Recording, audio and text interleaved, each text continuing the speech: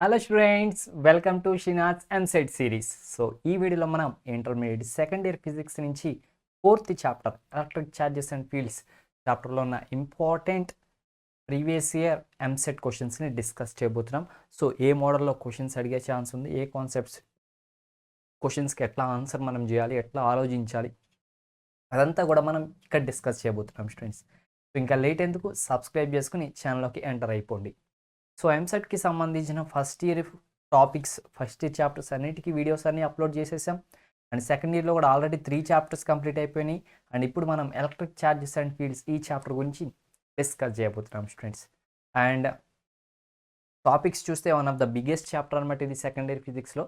So second year chapters అన్ని చాలా లెంతీగా ఉంటాయి, బట్ కొంచెం ఈజీగా ఉంటాయి ప్రాబ్లమ్స్ అని కూడా స్టూడెంట్స్. ఓకేనా, one of the biggest chapter అనుకోవచ్చు. సో ఈ టాపిక్స్ అన్నిటి గురించిన క్లియర్ కట్ ఎక్స్ప్లెనేషన్ అనేది మన ఛానల్లో ఆల్రెడీ అవైలబుల్గా ఉంది, which is in the form of full chapter videos అనమాట. So textbook series students, అది textbook pin to pin explain చేయడం జరిగింది. అండ్ ఐపీ ఎగ్జామ్కి సంబంధించిన previous year questions and gunshot already ఇవన్నీ అవైలబుల్గా ఉన్నాయి. అండ్ ఇప్పుడైతే ఎంసెట్ సిరీస్ రన్ అవుతూ ఉంది. సో వీడియోస్ని చూడండి, లైక్ చేయండి, మీ ఫ్రెండ్స్కి షేర్ చేయండి, డౌట్స్ ఉంటే కామెంట్ సెక్షన్లో మెన్షన్ చేయండి. సో ఎందుకంటే మెయిన్గా ఈ ఛానల్లో మీకు ఓన్లీ ఫిజిక్స్కి మాత్రమే కాకుండా 6th నుంచి 12th వరకు అన్ని సబ్జెక్ట్స్ సంబంధించిన full chapter videos, previous year questions, IIT, NEET, entrance exams, everything content అంతా 100% ఫ్రీ అనమాట. So please do subscribe and like the videos, share the videos, మీరు యూస్ చేసుకోండి స్టూడెంట్స్. ఓకేనా, ఇంకా లేట్ ఎందుకు వీడియోలోకి ఎంటర్ అయిపోదాం. ఫస్ట్ ప్రాబ్లం మన ముందు వచ్చేసింది, electric lines of force in the field of a positive point charge are. So ఇప్పుడు ఒక పాజిటివ్ ఛార్జ్ ఉందంట. ఈ పాజిటివ్ ఛార్జ్ ఉన్నప్పుడు electric lines of force in the field of a positive point charge are అనే options ఇచ్చారు. Radially outward, radially inward, parallel, converged. So ఈ point charge వల్ల, positive point charge వల్ల వచ్చే ఎలక్ట్రిక్ ఫీల్డ్ లైన్స్ అనేవి ఎట్లా ఉంటాయి? రేడియల్లీ అవుట్వర్డ్ ఉంటాయా, రేడియల్లీ ఇన్వర్డ్ ఉంటాయా, ప్యారలల్గా ఉంటాయా, లేదా కన్వర్జ్ అయ్యి ఉంటాయా? చెప్పండి స్టూడెంట్స్, ఏమనుకుంటున్నారు మీరు? ఎట్లా ఉంటాయి అనుకుంటున్నారు ఎలక్ట్రిక్ ఫీల్డ్ లైన్స్? సో మనకి పాజిటివ్ ఛార్జ్ ఉంటే పాజిటివ్ ఛార్జ్ నుంచి ఎలక్ట్రిక్ ఫీల్డ్ లైన్సెస్ అనేవి రేడియల్లీ అవుట్వర్డ్ ఉంటాయి స్టూడెంట్స్. ఓకేనా, అండ్ ఒకవేళ మనకి నెగిటివ్ ఛార్జ్ ఉందనుకోండి, అక్కడ మనకి ఎలక్ట్రిక్ ఫీల్డ్ లైన్స్ అనేవి రేడియల్లీ ఇన్వర్డ్ ఉంటాయి అనమాట. అండ్ మనం చూస్తే కనుక కన్వర్జ్డ్, ఎప్పుడైతే పాజిటివ్ నుంచి నెగిటివ్కి ఛార్జెస్ అనేవి ఇలా కన్వర్జ్ అయిపోయి ఉంటాయి అనమాట స్టూడెంట్స్, ఇలా కన్వర్జ్ అయ్యి ఉంటాయి. ఓకేనా, సో ఇది సిచ్యువేషన్. సో ఈ క్వశ్చన్కి ఆన్సర్ వచ్చేసి ఏంటి?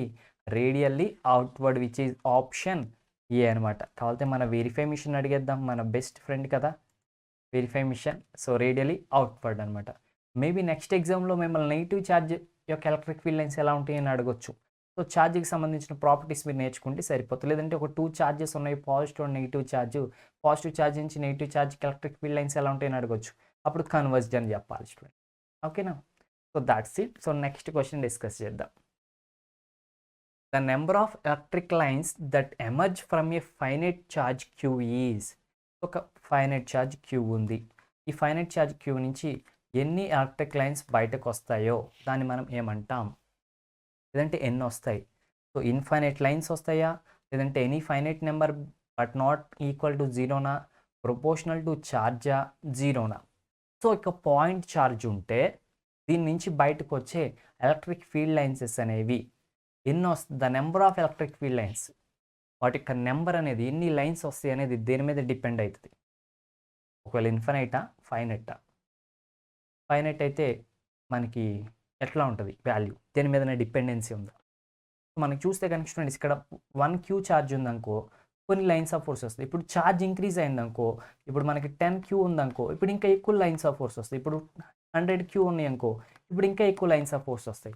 సో మనకి లైన్స్ ఆఫ్ ఫోర్సెస్ అనేవి మనకి దేని మీద డిపెండెంట్ అయ్యి ఉంటాయి అంటే కనుక ఛార్జ్ క్యూ మీద డిపెండ్ అవుతాయి స్టూడెంట్స్.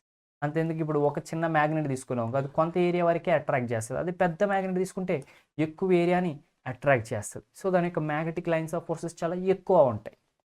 అలాగే సిమిలర్ టు ఛార్జ్ కూడా అంతే అనమాట. సో ఇప్పుడు పాయింట్ ఛార్జ్ క్యూ అనుకో, దీనికి కొన్ని నెంబర్ ఆఫ్ లైన్స్ ఉంటాయి. ఈ నెంబర్ ఆఫ్ లైన్స్ ఇంక్రీజ్ అవ్వాలంటే దీని ఛార్జ్ ఇంక్రీజ్ అవ్వాలి. So it is proportional to charge అనమాట. కావాలంటే చెక్ చేద్దాం, చూడండి. It is proportional to the charge. So ఎన్ని లైన్స్ వస్తాయంటే అది ఛార్జ్ మీద డిపెండెంట్. ఛార్జ్ పెరిగితే లైన్స్ పెరుగుతాయి, ఛార్జ్ తగ్గితే లైన్స్ తగ్గుతాయి. And the next question, when the distance between two charged particles is halved. So ఇక్కడ ఒక చార్జ్డ్ పార్టికల్ ఉంది, మేబీ మనం క్యూ అనుకుందాం. ఇక్కడ ఇంకొక చార్జ్డ్ పార్టికల్ ఉంది, ఇది కూడా క్యూ అనుకుందాం. ఈ రెండింటి మధ్య డిస్టెన్స్ అంతకుముందు డి అనుకుందాం. సో ఇప్పుడు ఈ టూ చార్జ్డ్ పార్టికల్స్ మధ్య డిస్టెన్స్ హాఫ్ అయిందంట. అంటే ఇప్పుడు క్యూ ఉంది, ఈ రెండింటి మధ్య డిస్టెన్స్ ఎంత, d/2. డిస్టెన్స్ని హాఫ్ చేసేసాం. సో ఇప్పుడు ఈ రెండింటి మధ్య ఉన్న ఫోర్స్ ఏమవుతుంది? ఈ కేసులో ఫోర్స్ ఎఫ్ అని అనుకుందాం, ఈ కేసులో ఫోర్స్ F2 అనుకుందాం. ఇక్కడ డిస్టెన్స్ అనేది హాఫ్ అయిపోవడం వల్ల ఫోర్స్ అనేది ఎట్లా మారిపోతుంది అది మనం చెప్పాలి. సో దీనికోసం మనకేం అర్థం కావాలంటే డిస్టెన్స్కి ఫోర్స్కి మంచి రిలేషన్ కావాలి. వాళ్ళు అడిగే డిస్టెన్స్ చేంజ్ చేశారు, ఫోర్స్ ఎలా చేంజ్ అయ్యిద్దో అడుగుతున్నారు. సో మనకి ఫోర్స్కి అండ్ డిస్టెన్స్కి మధ్య రిలేషన్ అనేది అవసరం స్టూడెంట్స్, రిలేషన్ అనేది అవసరం. ఫోర్స్కి డిస్టెన్స్కి మధ్య రిలేషన్ ఉందా? ఉంది. ఒకవేళ టూ ఛార్జెస్ ఉంటే అవి కొంత డిస్టెన్స్లో ఉంటే సో ఆ ఫోర్స్ ఎలా ప్రొపోర్షనల్గా ఉంటుంది? Inversely proportional to the square of the distance. So మనకి కూలుంబ్స్ ఫార్ములా తెలుసు కదా, 1/4πε0 Q² d² or r² whatever it may be. R అంటే ఏంటి? ఆ రెండింటి మధ్య డిస్టెన్స్, డి అన్న డిస్టెన్స్ ఏదైతే అది. So inversely proportional students. So దీన్ని బట్టి మనం ఏం చెప్పొచ్చు అంటే F1/F2 ఈజ్ ఈక్వల్స్ టు ఏమవుతుంది students? R2² or d2². So దీన్ని బట్టి మనం F is inversely proportional to the r². Directly proportional కాదు, inversely proportional. So directly proportional అనుకో F1/F2 ఉంటే ఇక్కడ R1/R2 వస్తుంది, బట్ ఇన్వర్స్లీ కదా, అందుకే R2/R1 వచ్చింది. ఇప్పుడు F1 అంటే ఫస్ట్ ఫోర్సు, F1/F2 అంటే సెకండ్ ఫోర్సు, మనకు కావాల్సిన second force is equals to R2 అంటే సెకండ్ డిస్టెన్స్ ఎంత? d/2 అనమాట. d/2 whole square divide by R1 అంటే ఫస్ట్ డిస్టెన్స్ ఎంత? d². So is equals to ఇక్కడ d²/4 ఉంటుంది, ఇక్కడ d² ఉంటుంది. So d²/4 divide by d² అంటే d² క్యాన్సిల్ అయితే 1/4 ఉంటుంది. ఇక్కడేమో F1/F2 ఉంటుంది. అంతా ఇచ్చేసాను. ఇప్పుడు మీకు ఒకసారి ఆప్షన్స్ చూపిస్తాను, మీరు ఆన్సర్ ఈజీగా చెప్పేస్తారో లేదో ట్రై చేయండి. ఓకేనా స్టూడెంట్స్? సో చూడండి ఎంత అవ్వచ్చు ఆన్సర్. మీరు అప్పుడు ఏమనుకుంటారంటే ఇక్కడ 1/4 ఉంది కాబట్టి 1/4 అంటారు, దెబ్బకి పప్పులో కాలేసేసినట్టే. అది 1/4 అయితే కాదు స్టూడెంట్స్. మరేంటి సార్ అనుకుంటారేమో. చూడండి, జాగ్రత్తగా చూడండి, ఫార్ములాని జాగ్రత్తగా అబ్జర్వ్ చేయండి. F1/F2 ఈజ్ ఈక్వల్స్ టు 1/4 వచ్చింది. మనకు కావాల్సింది ఏంటి? ఫైనల్ ఫోర్స్ అంటే F2 కావాలి. అంటే ఈ సిచ్యువేషన్ అంటే F2 వాల్యూ కావాలి. F2 వాల్యూ కావాలంటే ఇది ఇటు తీసుకువెళ్ళండి, ఇది ఇటు తీసుకువెళ్ళండి, cross multiplication. F2 is equals to 4 × F1. So మనకేంటి? అంతకుముందు డిస్టెన్స్తో పోల్చుకుంటే డిస్టెన్స్ హాఫ్ అయింది. సో ఇప్పుడు ఫోర్స్ ఎంత అయింది? 4 టైమ్స్ అయింది. ఇదేమో తర్వాత ఫైనల్ స్టేజ్లో ఫోర్స్, ఇదేమో ఇనీషియల్ స్టేజ్లో ఫోర్స్. సో ఫస్ట్ ఉన్న ఫోర్స్కి 4 రెట్లు అయింది second force. So it is not 1/4, it is 4 times. ఇప్పుడు ఆన్సర్ చూద్దామా? ఓకే, చూసారు స్టూడెంట్స్. సో అంతెందుకు, బేసిక్ కామన్ సెన్స్ స్టూడెంట్స్. మనం ఏం చెప్పుకున్నాం? F is inversely proportional to r² అన్నాం. సో F పెరిగితే ఏమవుతుంది? R తగ్గుతుంది. సో ఇక్కడ ఏమైంది? R తగ్గిందా పెరిగిందా? R తగ్గింది. సో R తగ్గింది కాబట్టి ఆటోమేటిక్గా ఏమవుతుంది? F పెరుగుతుంది. సో అంతకుముందు ఉన్న దానికంటే ఇప్పుడు 4 రెట్లు అయింది, 4 టైమ్స్ బిగ్గర్ అయింది. ఓకేనా? ఒకవేళ 1/4 అంటే తగ్గినట్టు, బట్ తగ్గదు కదా ఇక్కడ. That's it. Next question student. If a proton is moved against the Coulomb force of electric field, then what happens? Proton ఉంది. ప్రోటాన్ అంటే ఏంటిది? అది పాజిటివ్ ఛార్జ్ ఉంటుంది. దీన్ని ఏం చేశారంటే ఎలక్ట్రిక్ ఫీల్డ్కి ఎగనెస్ట్, అంటే ఎలక్ట్రిక్ ఫీల్డ్ ఇలా ఉంది, ఎలక్ట్రిక్ ఫీల్డ్ లైన్స్ ఇట్లా ఉన్నాయి. సో ఈ ఎలక్ట్రిక్ ఫీల్డ్కి ఎగనెస్ట్గా ఈ డైరెక్షన్లో ఇది మూవ్ అయిందనమాట. అప్పుడు ఏమవుతుంది? Work is done by the electric field, energy is used from some outside source, the strength of the field is decreased, the strength of the field is increased. So field యొక్క strength ఏమైనా తగ్గుతుందా, field యొక్క strength ఏమైనా increase అవుతుంది అంటే field యొక్క స్ట్రెంగ్త్కి ఏమీ problem ఉండదు students. So work is done by the electric field. So ఈ ఎలక్ట్రిక్ ఫీల్డ్ ఏమైనా వర్క్ చేస్తుందంటే లేదు. Energy is used from some outside source. Yes, బయట నుంచి మనం వర్క్ డన్ చేయాలన్నమాట, మన ఎనర్జీ మనం ఇవ్వాలన్నమాట. కావాలతో చూద్దాం, చూడండి ఆన్సర్ వచ్చేసి. సో ఇప్పుడు ఎలక్ట్రిక్ ఫీల్డ్ ఇది పాజిటివ్ ఛార్జు, ఎలక్ట్రిక్ ఫీల్డ్ ఏం చేస్తుంది? ఫీల్డ్ లైన్స్ ఈ డైరెక్షన్లో ఉన్నాయి. సో ఇవి దీన్ని రిపెల్ చేస్తాయి. సో దీనికి అగెనిస్ట్గా మూవ్ అవ్వాలి అంటే కనుక బయట నుంచి మనం ఫోర్స్ ఇవ్వాలి, సమ్ ఎక్స్టర్నల్ ఎనర్జీ మనం ఇవ్వాలి. So energy is used from out side source అనమాట. ఓకేనా, that's it students. So next question చూద్దాం. An electric dipole is placed in a uniform electric field. ఒక యూనిఫామ్ ఎలక్ట్రిక్ ఫీల్డ్ ఉందంట, uniform electric field, which is the uniform electric field. ఈ electric ఫీల్డ్లో మనం ఏం చేస్తామంటే ఒక ఎలక్ట్రిక్ డైపోల్ని పెట్టాం, ఓకేనా. సో ఎలక్ట్రిక్ డైపోల్ ఎంత యాంగిల్ చేస్తుందంటే 45 degrees చేస్తుందంట. ఇది డైపోల్ యాక్సెస్ అనుకోండి, ఓకేనా. ఇది మైనస్, ఇది ప్లస్ అనుకోండి, ఇది డైపోల్ యాక్సెస్ పి అనుకోండి. ఇది 45 degrees చేస్తుంది ఎలక్ట్రిక్ ఫీల్డ్తో. So the dipole will experience, ఇప్పుడు డైపోల్ ఏం ఎక్స్పీరియన్స్ చేస్తుంది? సో ఎలక్ట్రిక్ ఫీల్డ్ డైపోల్ మీద ఏం అప్లై చేస్తుంది? ఫోర్స్ అప్లై చేస్తుందా, టార్క్ అప్లై చేస్తుందా, ఏం చేస్తుంది? సో డయాగ్రామ్ అయితే నేను రబ్ చేస్తున్నాను, కొంచెం పైన డ్రా చేస్తాను. So this is the uniform electric field అనమాట.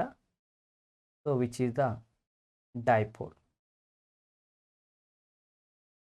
ఓకే స్టూడెంట్స్, సో ఈ డైపోల్తో ఇది 45 degrees యాంగిల్ చేస్తుంది, ఈజ్ ద డైపోల్. సో ఏమవుతుంది? A force that will displace it in the direction of field. So దీని మీద ఫోర్స్ యాక్ట్ అవుతుందా? ఫోర్స్ యాక్ట్ అవడం వల్ల దీంట్లో డిస్ప్లేస్మెంట్ వస్తుందా? First option. A force that will displace it in a direction opposite to the force. లేదంటే దీని మీద ఫోర్స్ యాక్ట్ అయ్యి దీన్ని ఫీల్డ్ డైరెక్షన్లో కాకుండా ఈ ఫస్ట్ ఆప్షన్ ఏమో ఫీల్డ్ డైరెక్షన్, అంటే ఈ డైరెక్షన్లో, అంటే ఇలా ఉంది కదా, ఇది ఇటు మూవ్ అవుద్ది అని చెప్తున్నారు. Will draw with another colour so that మీకు క్లారిటీ ఉంటుంది. ఫస్ట్ ఆప్షన్ ఏం చెప్తుందంటే ఫోర్స్ యాక్ట్ అయ్యి ఈ డైరెక్షన్లో తీసుకెళ్తుంది అని చెప్తున్నారు. సెకండ్ ఆప్షన్ వచ్చేసి లేదు, ఫీల్డ్ డైరెక్షన్కి ఆపోజిట్ డైరెక్షన్లో ఇటు తీసుకెళ్తుంది అని చెప్తున్నారు, డిస్ప్లేస్మెంట్ పక్కకు జరుగుతుంది అని చెప్తున్నారు. థర్డ్ ఆప్షన్ వచ్చేసి a torque which will rotate it without displacement. Third option ఏంటంటే దీన్ని రొటేట్ చేస్తుంది, దాని మీద దానికి ఎటువంటి డిస్ప్లేస్మెంట్ ఉండదు, పక్కకి ముందుకు జరగదని థర్డ్ ఆప్షన్ చెప్తుంది. ఫోర్త్ ఆప్షన్ ఏంటంటే a torque which will rotate it and a force that will displace it. Fourth option ఏం చెప్తుందంటే దీన్ని రొటేట్ చేస్తుంది అండ్ ఎటో ఒకటి డిస్ప్లేస్మెంట్ కూడా చేస్తారని చెప్తుంది. సో దీంట్లో ఏది ఆన్సర్ స్టూడెంట్? కరెక్ట్ ఆన్సర్ ఏంటి మీరు ఫైండ్ అవుట్ చేయాలి. What is the perfect answer? ఏది పర్ఫెక్ట్ ఆన్సర్ అనుకుంటున్నారు students? What do you think is the perfect answer? ఏది కరెక్ట్ ఆన్సర్ అని మీరు అనుకుంటున్నారు? కామెంట్ చేయండి. సో ఇక్కడ చూస్తే ఇక్కడ డిస్ప్లేస్ ఉంది, ఇక్కడ డిస్ప్లేస్ ఉంది, ఇక్కడ కూడా డిస్ప్లేస్ ఉంది, బట్ ఇది ఒక్క ఆప్షన్లో డిస్ప్లేస్మెంట్ లేదు, చూసారా? అండ్ నార్మల్గానే మనకు తెలుసు ఏంటంటే ఒక ఎలక్ట్రిక్ ఫీల్డ్లో డైపోల్ తీసుకొస్తే, ఎలక్ట్రిక్ డైపోల్ని తీసుకొచ్చి పెడితే దాని మీద ఎటువంటి ఫోర్స్ యాక్ట్ అవ్వదు, నో ఫోర్స్ విల్ యాక్ట్. ఇప్పుడు యూనిఫామ్ ఎలక్ట్రిక్ ఫీల్డ్ అయితే, ఇది నాన్ యూనిఫామ్ ఎలక్ట్రిక్ ఫీల్డ్ అయితే వేరే సంగతి, ఇది యూనిఫామ్ ఎలక్ట్రిక్ ఫీల్డ్ అయితే నో ఫోర్స్ విల్ యాక్ట్. ఎందుకంటే ఇక్కడ ఏ ఎలక్ట్రిక్ ఫీల్డ్ ఉందో ఇక్కడ అదే ఎలక్ట్రిక్ ఫీల్డ్ ఉంది, ఇక్కడ ఏ ఛార్జ్ ఉందో ఇక్కడ అదే ఛార్జ్ ఉంది. సో దీని మీద రెండు ఫోర్స్ యాక్ట్ అయితే ఒక ఫోర్స్ ఇటు తీసుకెళ్తుంది, ఇంకొక ఫోర్స్ ఇటు తీసుకెళ్తుంది. ఓకేనా స్టూడెంట్స్? సో రెండు ఈక్వల్ ఫోర్సెస్, రెండు opposite forces. So resultant force ఎంత ఉంటుందంటే 0 ఉంటుంది, కాబట్టి ఫోర్స్ ఉండదు. ఫోర్స్ ఎప్పుడైతే ఉండదో దానివల్ల ఏముండదు, డిస్ప్లేస్మెంట్ అని ఉండదు. ఫోర్స్ లేకుండా డిస్ప్లేస్మెంట్ ఎక్కడి నుంచి వస్తుంది? రాదు. సో అందుకే యూనిఫామ్ ఫీల్డ్లో మనకి ఎలక్ట్రిక్ డైపోల్ ప్లేస్ చేసినప్పుడు డిస్ప్లేస్మెంట్ ఉండదు అనమాట. కాబట్టి ఈ ఆప్షన్ ఫోర్స్ యాక్ట్ అవుతుందని తప్పు, ఈ ఆప్షన్ ఫోర్స్ యాక్ట్ అవుతుంది తప్పు, ఈ యాక్షన్లో ఫోర్స్ ఉంది తప్పు. మరి ఏం యాక్ట్ అవుతుంది సార్ అంటే టార్క్ యాక్ట్ అవుతుంది. టార్క్ అంటే రొటేట్ చేస్తుంది, ఎందుకంటే రెండు ఈక్వల్ ఫోర్సెస్ ఉన్నాయి, ఆపోజిట్ ఫోర్సెస్ ఉన్నాయి, బట్ అవి రెండు కొలీనియర్ ఫోర్సెస్ కదా, అంటే ఒకే పాయింట్ దగ్గర యాక్ట్ అవ్వట్లా, కొంత డిఫరెన్స్లో యాడ్ అవుతుంది, కాబట్టి రొటేషన్ అనేది జరుగుతుంది అనమాట. సో ఈ torque will rotate without displacement అనేది ఉండదు. మళ్ళీ చెప్తున్నా, ఎక్కడిది? Uniform electric field. So that is the answer students. Option C is the answer అనమాట. ఒక ఎలక్ట్రిక్ డైపోల్ తీసుకెళ్ళి యూనిఫామ్ ఎలక్ట్రిక్ ఫీల్డ్లో పెడితే అది రొటేట్ అవ్వడం జరుగుతుంది. So next question, which statements among the following are correct? వీటిలో ఏ స్టేట్మెంట్ కరెక్ట్? సో ఆప్షన్స్ కూడా చూసేద్దాం మనం. 1 మాత్రమే కరెక్టా, 2, 3 కరెక్టా, 3 మాత్రమే కరెక్టా, 4 మాత్రమే కరెక్టా? అసలు ఫస్ట్ స్టేట్మెంట్ ఏంటి? A negative test charge experience a force opposite to the direction of field. So ఇప్పుడు ఎలక్ట్రిక్ ఫీల్డ్ ఈ డైరెక్షన్లో ఉంది, మనం ఇక్కడ ఒక నెగిటివ్ ఛార్జ్ని తీసుకొచ్చి పెట్టాం, ఇప్పుడు దీని మీద ఫోర్స్ యాక్ట్ అవుతుంది, మరి దాని యొక్క డైరెక్షన్ ఎట్లా ఉంటుంది అనేది ఇక్కడ క్వశ్చన్ అనమాట. సో ఇక్కడ ఏం చెప్తున్నారంటే ఈ నెగిటివ్ టెస్ట్ ఛార్జ్ ఎక్స్పీరియన్సెస్ ఏ ఫోర్స్ ఎక్స్పీరియన్స్ చేస్తుందని అందరికీ తెలుసు, opposite to the direction of field. So వీళ్ళు ఏం చెప్తున్నారంటే కనుక ఫీల్డ్ డైరెక్షన్కి ఆపోజిట్ డైరెక్షన్లో ఫోర్స్ యాక్ట్ అవుతుందని చెప్తున్నారు. సో ఈ డైరెక్షన్లో ఫోర్స్ యాక్ట్ అవుతుందని చెప్తున్నారు. అండ్ మీరు క్లారిటీ గుర్తుపెట్టుకుని ఇక్కడ మనల్ని అడిగింది కరెక్ట్ కాదు, ఇన్కరెక్ట్ చెప్పాలి. సో ఇప్పుడు ఒక ఛార్జ్ ఉంటే కనుక దానికి ఆపోజిట్ డైరెక్షన్లో నెగిటివ్ ఛార్జ్ ఎక్స్పీరియన్స్ అని చెప్పారు. నిజమే కదా. ఇదే ఎలక్ట్రిక్ ఫీల్డ్లో పాజిటివ్ ఛార్జ్ ఉందనుకోండి, పాజిటివ్ ఛార్జ్ని ఎలక్ట్రిక్ ఫీల్డ్ రిపెల్ చేస్తుంది. సో ఎలక్ట్రిక్ ఫీల్డ్ ఏ డైరెక్షన్లో ఉందో అదే డైరెక్షన్లో ఫోర్స్ యాక్ట్ అవుతుంది.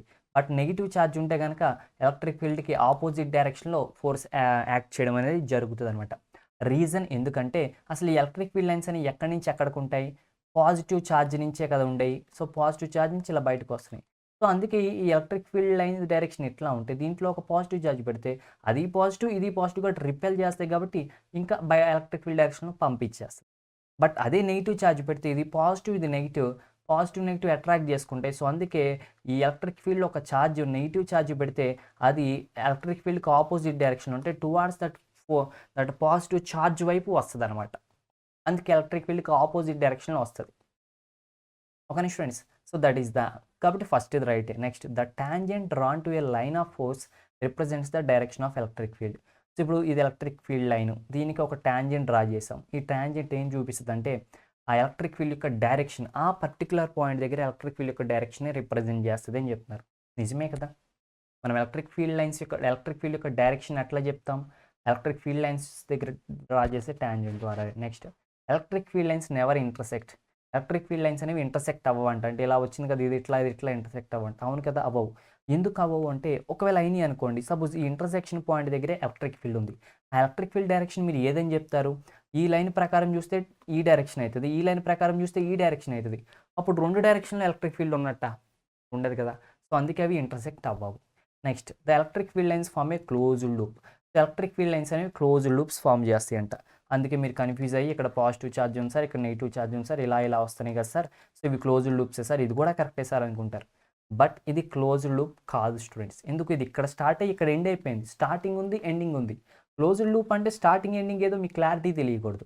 బట్ మ్యాగ్నెటిక్ ఫీల్డ్ లైన్స్ ఉన్నాయి చూసారు, magnetic field lines north pole south pole, ఇవి క్లోజ్డ్ లూప్సే. అదేంటి సార్ ఇక్కడ అంతే కదా సార్, నార్త్ పోల్ దగ్గర స్టార్ట్ అయ్యి సౌత్ పోల్ దగ్గర ఎండ్ అయిపోయింది కదా సార్ అనుకుంటారేమో. సో ఇవి ఎండ్ అవ్వలేదు స్టూడెంట్స్. ఇవి బార్ మ్యాగ్నెట్ లోపల కూడా ఇలా వెళ్తాయి అనమాట. బార్ మ్యాగ్నెట్ లోపల సౌత్ నుంచి నార్త్కి వెళ్తాయి. సో ఇట్లా మ్యాగ్నెటిక్ ఫీల్డ్ లైన్స్ ఉంటాయి. సో మ్యాగ్నెటిక్ ఫీల్డ్ లైన్స్ అనేవి క్లోజ్డ్ లూప్స్, ఓకేనా. బట్ ఎలక్ట్రిక్ ఫీల్డ్ లైన్స్ అనేవి క్లోజ్డ్ లూప్స్ కాదు.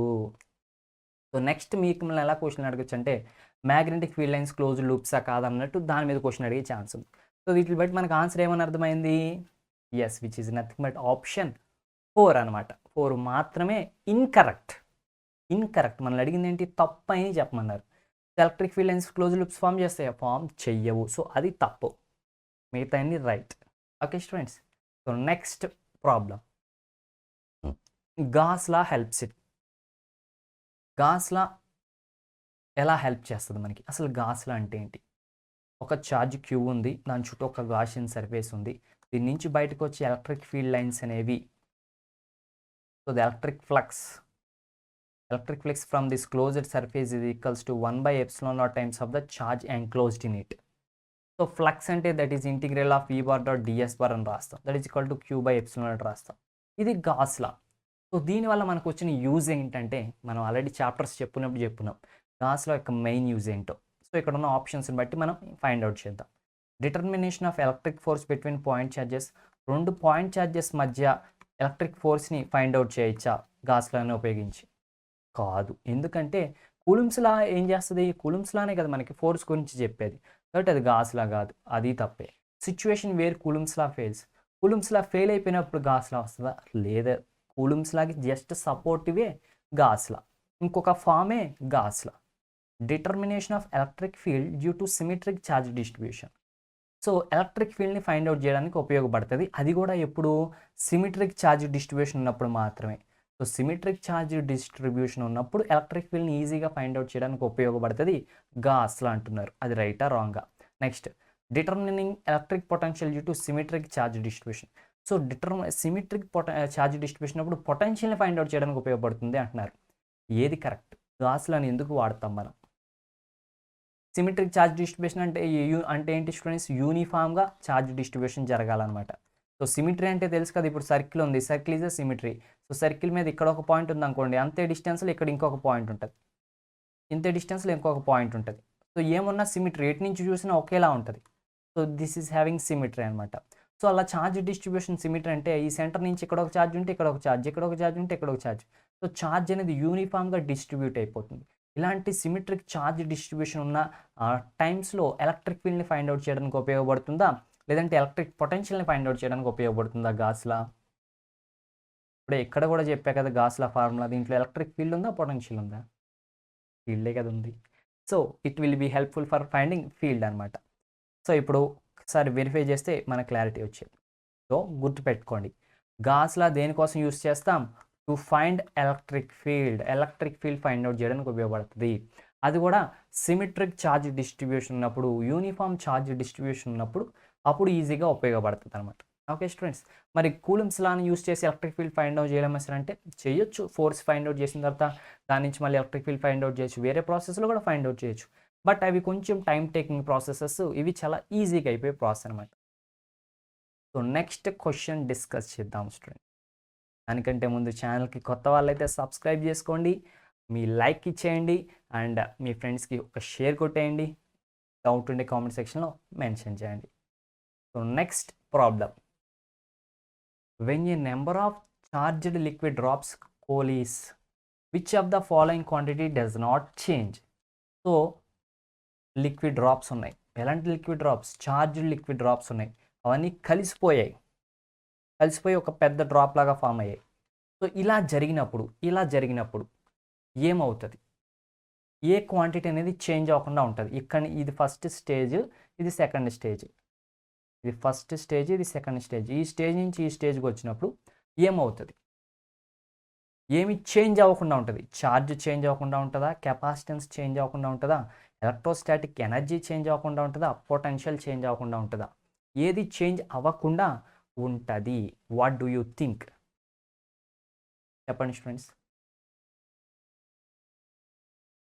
ఏమి చేంజ్ అవ్వకుండా ఉంటుందని మీరు అనుకుంటున్నారు? మీరు ప్రాపర్టీస్ ఆఫ్ ఛార్జ్ చదివారా? గుర్తుందా properties of charge? So properties of charge చదివితే ఛార్జ్ యొక్క ప్రాపర్టీస్ ఏంటి? సో ఇట్ ఈస్ క్వాంటైజ్డ్ అని, ఓకేనా? అలా మనం ప్రాపర్టీస్ చదువుకుంటాం కదా. ఇట్ ఈస్ కన్జర్వ్డ్ అని.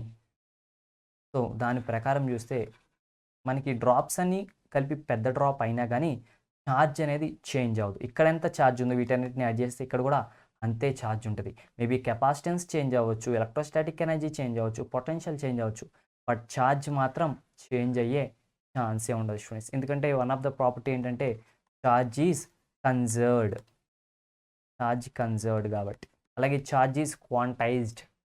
సో దానికి ఖచ్చితంగా 1.6 × 10⁻⁹ కూలమ్సే ఉంటుంది, 1.7 1.8 ఉండదు. సో ఛార్జ్ అనేది చేంజ్ అవ్వదు student. Next question, an electric dipole is placed in a non-uniform electric field. జాగ్రత్తగా చూడండి. సో ఇప్పుడు ఏమైంది, ఒక ఎలక్ట్రిక్ డైపోల్ని నాన్ యూనిఫామ్ ఎలక్ట్రిక్ ఫీల్డ్లో ప్లేస్ చేసాం. అంతకుముందు యూనిఫామ్ ఎలక్ట్రిక్ ఫీల్డ్లో, ఇప్పుడు నాన్ యూనిఫామ్ ఎలక్ట్రిక్ ఫీల్డ్లో. సో ఇప్పుడు ఏమవుతుంది, force experienced is 0 but torque is not 0. So force ఏమో 0 అవుతుందంట, టార్క్ ఏమో నాన్ 0 అవుతుందంట. ఓకేనా స్టూడెంట్స్? సో ఎఫ్ ఈజ్ 0 అంట, టార్క్ ఈజ్ నాట్ 0 అంట. ఇక్కడ ఫోర్స్ ఎక్స్పీరియన్స్డ్, ఇక్కడ ఇంకొక ఆప్షన్ ఏంటంటే ఫోర్స్ 0 అంట, టార్క్ కూడా 0 అంట. ఇక్కడేంటి బోత్ F0 = 0 అంట, τ0 = 0 అంట. ఇప్పుడు ఇవన్నీ నాన్ యూనిఫామ్ ఎలక్ట్రిక్ ఫీల్డ్లో. ఇక్కడ చూస్తే ఫోర్స్ నాట్ ఈక్వల్స్ టు 0 అంట, టార్క్ 0 అవ్వచ్చు ఆర్ 0 కాకుండా పోవచ్చు అంట. టార్క్ మేబీ 0 అయ్యే ఛాన్స్ ఉంది అంటున్నారు. వీటిలో ఏది కరెక్ట్? ఇక్కడ మెయిన్ చేంజ్ అంటే ఇప్పుడు నాన్ యూనిఫామ్ ఎలక్ట్రిక్ ఫీల్డ్ తీసుకుంటున్నాం మనం. అసలు ఫస్ట్ యూనిఫామ్ ఎలక్ట్రిక్ ఫీల్డ్ ఏమవుతుందో తెలుసుకుందాం. సో ఎప్పుడైతే మనకి యూనిఫామ్ ఎలక్ట్రిక్ ఫీల్డ్ ఉందో, ఈ యూనిఫామ్ ఎలక్ట్రిక్ ఫీల్డ్ ఒక డైపోల్ని పెట్టినప్పుడు మనకి ఏమవుతుందంటే, మనకి దీని మీద ఫోర్స్ యాక్ట్ అవ్వట్లేదా అంటే ఫోర్స్ యాక్ట్ అవుతుంది. సో బట్ ఇది యూనిఫామ్ ఎలక్ట్రిక్ ఫీల్డ్ కాబట్టి ఇక్కడ ఎంత ఫోర్స్ యాక్ట్ అవుతుందో ఇక్కడ కూడా అంతే ఫోర్స్ యాక్ట్ అవుతుంది. అండ్ ఆ టూ ఫోర్సెస్ యొక్క మ్యాగ్నిట్యూడ్స్ ఏమో అండ్ ఆ రెండు ఆపోజిట్ డైరెక్షన్లో ఉండడం వల్ల రెండు ఫోర్సెస్ క్యాన్సిల్ చేసేసుకుంటున్నాయి. సో సో ఫైనల్గా నెట్ ఫోర్స్ 0 అయిపోతుంది. బట్ ఇప్పుడు ఇదేంటి నాన్ యూనిఫామ్ ఎలక్ట్రిక్ ఫీల్డ్ కదా, దీనివల్ల ఫోర్సెస్ యొక్క మ్యాగ్నిట్యూడ్ ఒకేలా ఉంటాయి అంటే ఒకేలా ఉండకపోవచ్చు. ఇక్కడ వేరే ఫోర్స్ ఉండొచ్చు, ఇక్కడ వేరే ఫోర్స్ వచ్చు, లేదంటే వాటి యొక్క డైరెక్షన్లో ఉన్న చేంజ్ ఉండొచ్చు. సో దీనివల్ల ఫోర్స్ ఖచ్చితంగా 0 అయిద్దని మనం చెప్పలేం. So force not equals to 0 in the case of non uniform electric field. So ఈ ఆప్షన్ అయితే రాంగ్ కాదు, ఈ ఆప్షన్ కూడా కాదు, ఎందుకంటే ఈ రెండు F=0 అని చెప్పేసి ఇక్కడ ఈ రెండు ఆప్షన్స్లోనే ఉంది మ్యాటర్ అంతా. ఈ రెండు ఆప్షన్స్ ఏంటి, F=0 అని చెప్తాయి. అలాగని టార్క్ నాన్ జీరో అని చెప్పాము అనుకో, సపోజ్ టార్క్ ఉండదంటే టార్క్ ఉంటుంది కదా, ఉంటుంది కాబట్టి నాన్ జీరో అని చెప్తే సపోజ్ టార్క్ ఫార్ములా ఏంటి, మనకి పీ క్రాస్ ఈ ఉంటుంది కదా, సో విచ్ ఈ సైన్ తీటా ఉంటుంది కదా, ఫైనల్గా దాంట్లో తీటా అనేది ఉంటుంది, తీటా మీద డిపెండ్ అవుతుంది కదా. ఇప్పుడు సైన్ తీటా మీద డిపెండ్ అవుతుంది కాబట్టి సైన్ 90 degrees ఆర్ సైన్ 0 అంతా 0. సో అంటే ఈ రెండింటికి మధ్య యాంగిల్ ఒకవేళ 0 ఉందనుకోండి, అప్పుడు టార్క్ అనేది ఏమవుతుంది, 0 అయ్యే ఛాన్స్ ఉంది. కాబట్టి ఖచ్చితంగా టార్క్ 0 అని చెప్పలేం. బట్ ఇక్కడ ఏం చెప్తున్నారంటే టార్క్ 0 అయ్యే ఛాన్స్ ఉంది ఎప్పుడు, depending upon the orientation. So దాని యొక్క యాంగిల్ని బట్టి అది 0 అవ్వచ్చు, అవ్వకపోవచ్చు అట్లా. బట్ ఈ ఆప్షన్స్ అన్నిట్లో కరెక్ట్గా ఎక్స్ప్లెయిన్ చేసిన ఆప్షన్ ఏంటి, ఆప్షన్ డి అన్నమాట. ఎందుకంటే వాళ్ళు క్లారిటీగా చెప్తున్నారు టార్క్ అనేది 0 అవ్వచ్చు, అవ్వకపోవచ్చు, అది ఓరియంటేషన్ మీద డిపెండ్ అవుతుంది, అంతే కదా, సైన్ తీటా మీద డిపెండ్ అవుతుంది, అదే orientation. So that's it student. So next question, point C and B are separated by 3 centimeters. A అనే పాయింట్ ఉంది అండ్ బి అనే పాయింట్ ఉంది, ఈ రెండింటి మధ్య distance 3 centimeters. And uniform electric field is acting from A to be, ఒక uniform electric field ఉందన్నమాట ఈ డైరెక్షన్లో. ఎలక్ట్రిక్ ఫీల్డ్ వాల్యూ ఇచ్చారు. సో ఇప్పుడు ఒక 3 microcoulombs ఛార్జ్ తీసుకొచ్చాం, 3 microcoulombs ఛార్జ్ ప్లస్ 3 microcoulombs ఛార్జ్ని ఏం చేసామంటే బి దగ్గర ప్లేస్ చేసాం, ఇక్కడ నుంచి ఏకి తీసుకొచ్చాం. ఇప్పుడు ఈ 3 microcoulombs ఛార్జ్ మీద ఎంత ఫోర్స్ యాక్ట్ అవుతుంది, ఎంత ఫోర్స్ యాక్ట్ అవుతుంది, సో మనం ఫోర్స్ కనిపెట్టాలి. ఓకే స్టూడెంట్స్, మనం ఫోర్స్ కనిపెట్టాలన్నమాట. సో దీనికి మనకి ఫార్ములా ఉంది కదా, what is the formula, formula ఏంటి స్టూడెంట్స్ చెప్పాలి మీరు, F=E ఇంటూ క్యూ అనమాట, అంతే కదా. సో దీని నుంచి మనం ఫోర్స్ కనిపెట్టినట్టు electric field into Q, electric field ఎంత వాళ్ళు ఇచ్చారు, which is 300 newtons per coulombs into charge అంటే ఎంత 3 microcoulombs ఇంటూ 3 ఇంటూ మైక్రో అంటే 10⁻⁶ కదా. సో ఇప్పుడు ఆప్షన్స్ చూడండి, so what is the options, 300 కాబట్టి 3 ఇంటూ 100 రాయొచ్చు కదా. సో 3 ఇంటూ 100 అంటే 3 ఇంటూ 10² ఇంటూ 3 ఇంటూ 10⁻⁶, 3 ఇంటూ 3 వచ్చేసి 9, 10⁻⁶ ప్లస్ 10² అంటే 10⁻⁴, విచ్ ఇస్ 10⁻⁴. సో ఆప్షన్ అదే అవుతుంది చూడండి కావాలితే,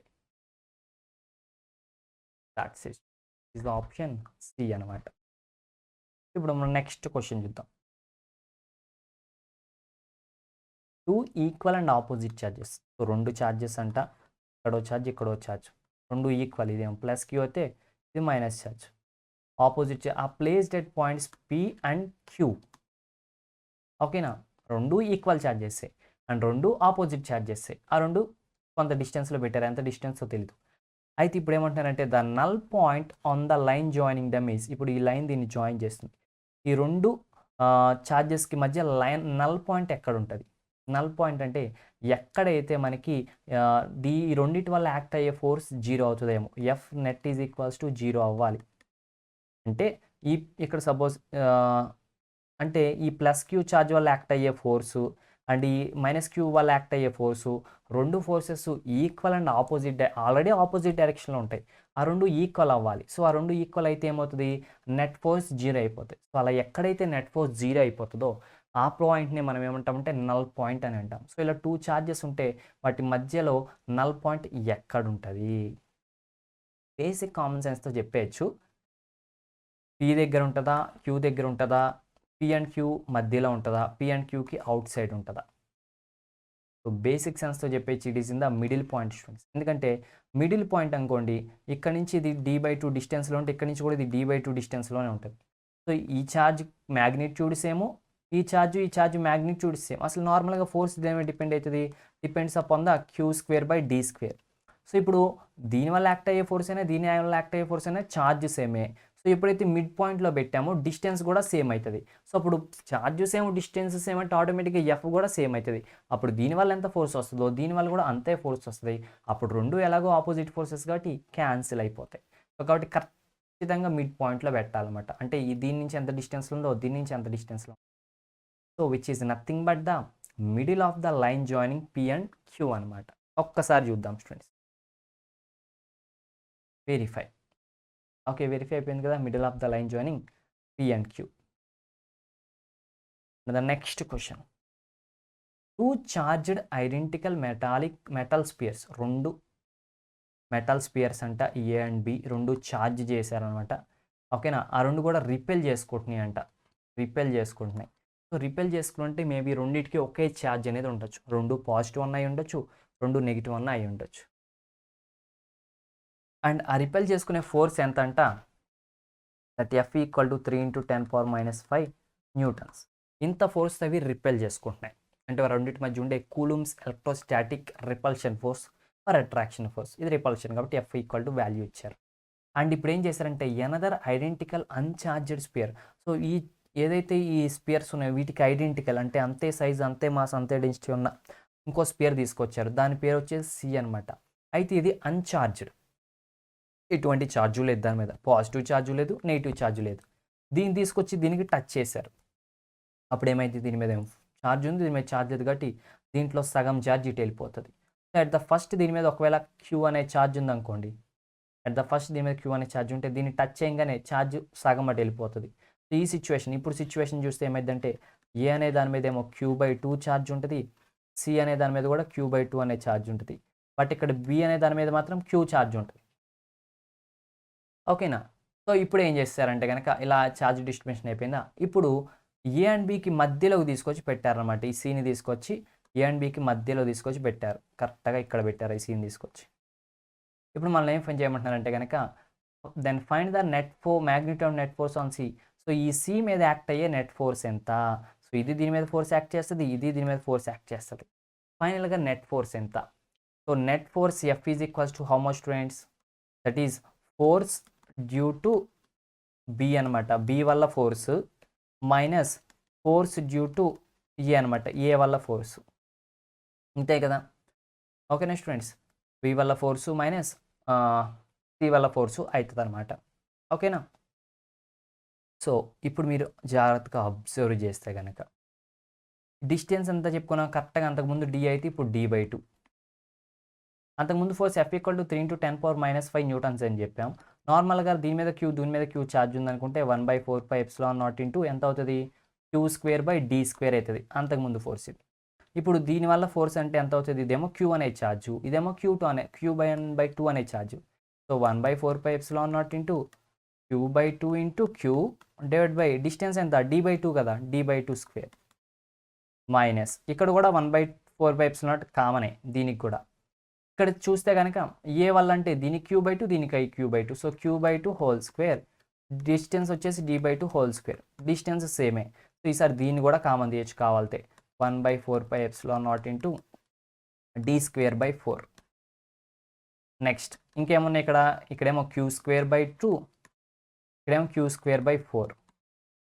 సో ఫైనల్గా ఏమవుతుంది, ₹10 నుంచి పావలా తీస్తే మిగిలేదు పావలానే కదా, సింపుల్గా చెప్పుకోవాలంటే. సో ఇక్కడ Q²/4 మిగులుతుంది అనమాట. ఓకేనా students. So finally 1/4πε0 d²/4 into ఇక్కడ Q²/4 మిగులుతుంది. ఈ 4 క్యాన్సిల్ అయిపోతే ఏం మిగులుతుంది, Q²/1/4πε0 d². సో ఇది కానీ ఒకేలా ఉన్నాయా లేవా. సో సి మీద ఎంత ఫోర్స్ యాక్ట్ అవుతుంది అనేది బిగినింగ్లో ఎంత ఫోర్స్ ఉందో అంతే ఫోర్స్ ఉంది.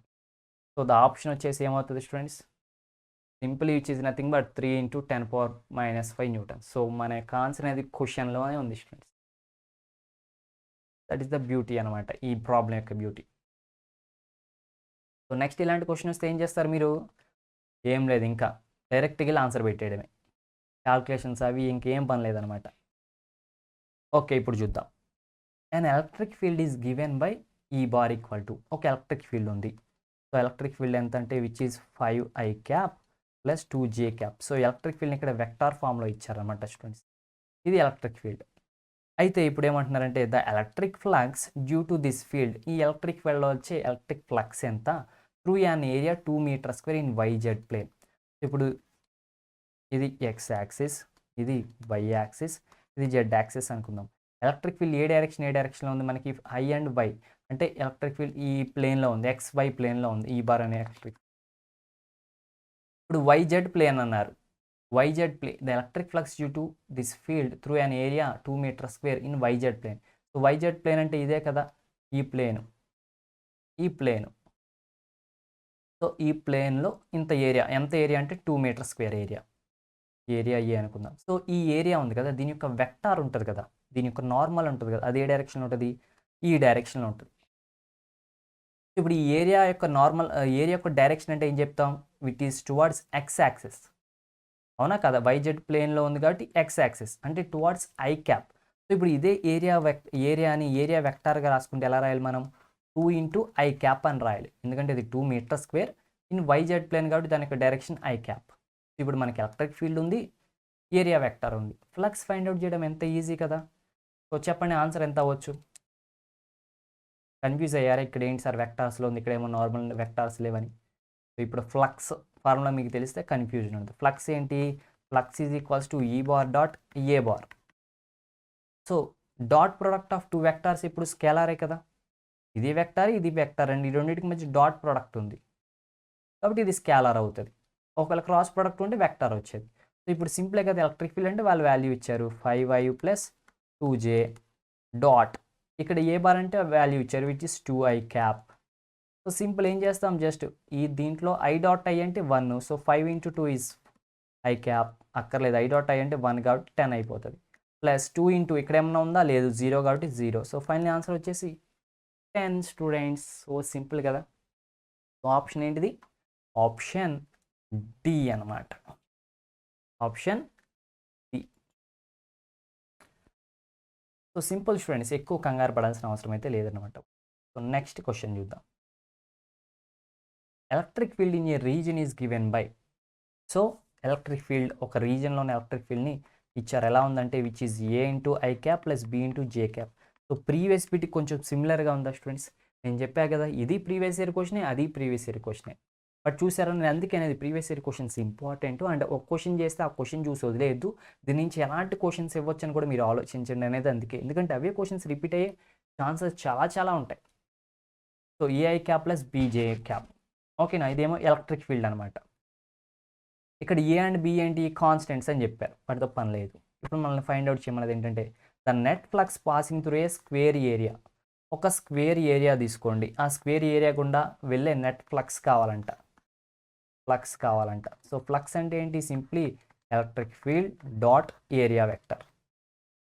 సో ఏరియా వెక్టార్ ఫామ్లో ఇచ్చారంటే, వెక్టార్ ఫామ్లో వాళ్ళకి మనకి ఇవ్వలేదు, కానీ వాళ్ళు ఏం చెప్పారంటే ఆ ఏరియా అనేది వైజెడ్ ప్లేన్కి ప్యారలల్గా ఉంది. సో వైజెడ్ ప్లేన్కి ప్యారలల్గా ఉందంటే దాని యొక్క వెక్టార్ ఏ డైరెక్షన్లో ఉంటుంది, ఎక్స్ డైరెక్షన్లో ఉంటుంది, అంటే ఐ డైరెక్షన్లో ఉంటుంది. ఇప్పుడు area vector A bar is equals to ఏమవుతుంది చెప్పాలి, మీరే కామెంట్ చేయాలి, నేను మీకు టైం ఇస్తున్నా. ఈ బిట్కి ఆన్సర్ మీరే చెప్పాలి student. What is the answer for this bit, ఏమనుకుంటున్నారు మీరు, ఏమై ఉండొచ్చు,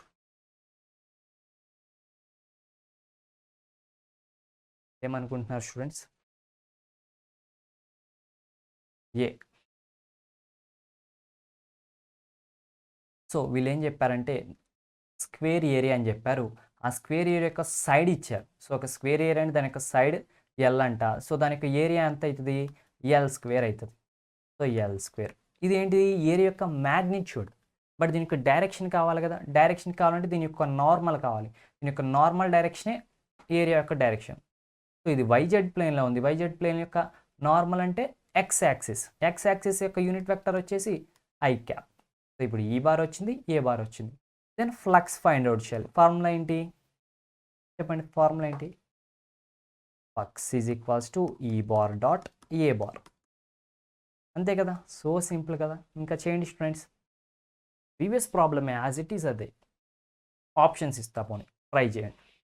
ఏఎల్ స్క్వేరా, ఏఎల్లా, బిఎల్ స్క్వేరా, బిఎల్లా, ఇక్కడేం కన్ఫ్యూజ్ అవ్వద్దు, ఇది ఎల్ ఇది ఎల్ అన్నీ ఒకటే స్టూడెంట్స్, కొంచెం టైపింగ్ మిస్టేక్. అన్నీ ఒకటే అనమాట. చూడండి ఏమవ్వచ్చు, వాట్ మైట్ ఇట్ బి? చూడండి, ఆలోచించండి, చాలా సింపుల్. మీకు జస్ట్ వెక్టార్స్ వచ్చినాయి, బిట్ ఆన్సర్ చేయొచ్చు, అవునా కదా? ఎస్. సో ఇప్పుడు చేద్దాం చూడండి. ఈ బార్ అంటే ఏంటి? A I cap plus B J cap dot A bar అంటే ఏంటి? L square I cap. So ఇప్పుడు ఐ డాట్ ఐ అంటే 1, so A into L square A L square plus B into anything ఉందా? లేదు, so B into 0. So answer ఏంటి? Simply A L స్క్వేరే కదా. So first option అనమాట, is first option. That's it student. So simple problem అనమాట. Next problem చూద్దాం. If n electrons are placed on each of the 2 small spheres, 2 small spheres ఉన్నాయి, ప్రతి దాని మీద n ఎలక్ట్రాన్స్ ప్లేస్ చేశారు. ఏం ప్లేస్ చేశారు? ఎలక్ట్రాన్స్ ప్లేస్ చేశారు. సో ఒక ఎలక్ట్రాన్, n ఎలక్ట్రాన్స్, ఒక ఎలక్ట్రాన్ కాదు n ఎలక్ట్రాన్స్ ప్లేస్ చేశారు. So charge of 1 total charge ఎంత అవుతుంది ఇప్పుడు అంటే NE అవుతుంది, ఎందుకంటే E అంటేనేమో charge of 1 electron, n electrons place చేశారు కాబట్టి టోటల్ ఛార్జ్ వచ్చేసి n ఇంటూ E అవుతుంది. దీని మీద ఛార్జ్ కూడా n ఇంటూ E అవుతుంది. అండ్ ఈ రెండింటి మధ్య డిస్టెన్స్ ఏమో 3 సెంటీమీటర్స్ అంట. అండ్ ఈ రెండింటి మధ్య force F is equals to 10⁻⁻19 newtons అంట. ఇప్పుడు వాళ్ళు ఫైండ్ అవుట్ చేయమన్నది ఏంటంటే n వాల్యూని ఫైండ్ అవుట్ చేయమని. సో సింపుల్ స్టూడెంట్స్, ఒక 2 ఛార్జెస్ ఉన్నాయి, ఛార్జెస్ ఎంతో కూడా మనకి NE అని ఇచ్చారు, ఆ ఛార్జెస్ని ఫైండ్ అవుట్ చేయాలి మనం, అంతే. వాళ్ళు F వాల్యూ ఇచ్చారు, ఫార్ములా వచ్చేసి 1/4πε0 ఇంటూ నార్మల్గా అయితే Q²/R² ఫార్ములా. దీంట్లో F ఇచ్చారు, 1/ε0 వాల్యూ ఇచ్చారు, Q² మనకి ఇవ్వలేదు, అండ్ R² కూడా ఇచ్చారు. సో ఇవన్నీ తెలిసినప్పుడు Q ఫైండ్ అవుట్ చేయడం పెద్ద మ్యాటర్ ఏం కాదు కదా. సో ఎలా ఫైండ్ అవుట్ చేయొచ్చు? Q² is equals to F into 4πε0 into R², అంతే కదా. సో Q² అంటే ఏంటి? Which is NE² is equals to F value ఎంత ఇచ్చారు? 10⁻⁻19 న్యూటన్స్ ఇంటూ వీళ్ళు 4πε0 వాల్యూ ఇవ్వలేదు కానీ 1/4πε0 వాల్యూ ఇచ్చారన్నమాట. సో దీన్ని మనం ఏం చేద్దామంటే ఇటు సైడ్ తీసుకెళ్లకుండా ఇటే ఉంచుతాం, అప్పుడు క్యాలిక్యులేషన్ ఈజీ అవుతుంది. ఫస్ట్ దీన్ని ఫైండ్ అవుట్ చేద్దాం. సో ఎఫ్ అంటే 10⁻⁻19 ఈజ్ ఈక్వల్స్ టు 1/4πε0 అంటే 9 ఇంటూ 10⁻9, సో ఇంటూ Q² అంటే n² E², R² అంటే డిస్టెన్స్ 3 సెంటీమీటర్స్ అని ఇచ్చారు, సో 3 ఇంటూ 10⁻⁻2 హోల్ స్క్వేర్ అనమాట. ఓకేనా. సో ఇప్పుడు చూస్తే 10⁻⁻19 is equals to 9 into 10⁻9 divided by 3² అంటే 9, 10⁻⁻4 వస్తుంది, n² ఇంటూ E అంటే ఏంటి? ఛార్జ్ ఆఫ్ ఎలక్ట్రాన్ కదా. ఛార్జ్ ఆఫ్ ఎలక్ట్రాన్ ఎంత? Which is equal to 1.6 into 10⁻⁻19 coulombs. So basic things మీరు గుర్తుపెట్టుకోవాలి, లైక్ ఛార్జ్ ఆఫ్ ఎలక్ట్రాన్, ఒక ఎలక్ట్రాన్ యొక్క ఛార్జ్ 1.6 ఇంటూ 10⁻⁻19 కూలమ్స్, కాబట్టి E² అంటే 1.6 whole square into 10⁻⁻19 whole square అవుతుంది. ఇప్పుడు 9 క్యాన్సిల్ అవుతుంది. ఓకేనా స్టూడెంట్స్, అయిందా లేదా? 9 క్యాన్సిల్ అవుతుంది, అండ్ ఇక్కడ 10⁻⁻19 ఇక్కడ 10⁻⁻19 ఒకటి క్యాన్సిల్ అయిపోతుంది. సో ఫైనల్గా మిగిలేది ఏంటంటే కనుక ఈ 10, ఇక్కడ ఈ 10⁻⁻4 ఉంది, ఆ పైకి తీసుకెళ్తే 10⁻4 అవుతుంది. సో ఇటు సైడ్ మనకి 1 ఈజ్ ఈక్వల్స్ టు 10⁻9 + 4 ఎంత అవుతుంది? విచ్ ఈజ్ ఆల్మోస్ట్ 13 అవుతుంది, ఇంటూ n² ఇంటూ 1.6² అంటే 2.56 ఇంటూ మనకి 10⁻⁻19 అవుతుంది. సో ఇప్పుడు n² ఇది నుంచి మిగతా అక్కడ తీసుకెళ్ళిపోయాం అనుకోండి, క్యాలిక్యులేషన్ చేసామనుకోండి. సో ఆప్షన్స్ అయితే ఇవన్నమాట. ఒకవేళ దీని నుంచి కంటిన్యూషన్ ఇక్కడ స్టూడెంట్ n² ఉంచేసాం, n² ఈక్వల్ టు ఇటేంటి 1 డివైడెడ్ బై 10⁻13 ఇంటూ 2.56 ఇంటూ 10⁻⁻19, అంతే కదా. ఇప్పుడు 10⁻⁻19 పైకి వెళ్తే 10⁻19 అవుతుంది, 10⁻13 పైకి వెళ్తే 10⁻9. సో ఫైనల్ ఇది ఏమవుతుందంటే 10⁻19 - 13 అవుతుంది, డివైడెడ్ బై 256 అవుతుంది, సారీ 2.56 అవుతుంది. 1.1 డివైడెడ్ బై 2.56 అంటే విచ్ ఈజ్ ఆల్మోస్ట్ 0.390 అవుతుంది, 390 అండ్ 0.390625 అవుతుంది. ఇంటూ ఎంత ఉంది? 10 మనకి 9 నుంచి 3 తీస్తే 6 వస్తుంది, ఇటు పక్క n² ఉంది. సో ఇప్పుడు n వాల్యూ ఎంత అవుతుంది? √0.39625 ఇంటూ 10 పవర్ 6. సో ఇప్పుడు మనకి 6 మనకి ఇక్కడ వాల్యూ వచ్చేసి 10 పవర్ 6 కాస్త 10³ అయిపోతుంది. అండ్ ఇక్కడ వచ్చేసి మనకి ఈ వాల్యూ వచ్చిన తర్వాత దీని 0.625 వస్తుంది అనమాట. దీన్ని మల్టిప్లై చేస్తే ఎంత వస్తుంది ఇంకా easy, which is option C అనమాట. 625 వస్తుంది. ఓకేనా? సో అట్లా మనం ప్రాబ్లమ్ని సాల్వ్ చేస్తాం. That's it students. ఇక్కడతో ఈ వీడియో ఎండ్ అయిపోయింది. నెక్స్ట్ వీడియో వచ్చేసి మనకి ఎలక్ట్రోస్టాటిక్ పొటెన్షియల్ అండ్ కెపాసిటెన్స్ మీద ఉండబోతుంది. ఆ చాప్టర్ నుంచి 2 మార్క్స్ రాబోతున్నాయి. దానికి లింక్ అనేది డిస్క్రిప్షన్లో ఉంది, వెళ్ళి చూసేయండి. Thanks for the watching. Don't forget to subscribe the channel, like the video, share the video, comment below if you have any doubts. All the best for your MCET examinations. Bye bye students.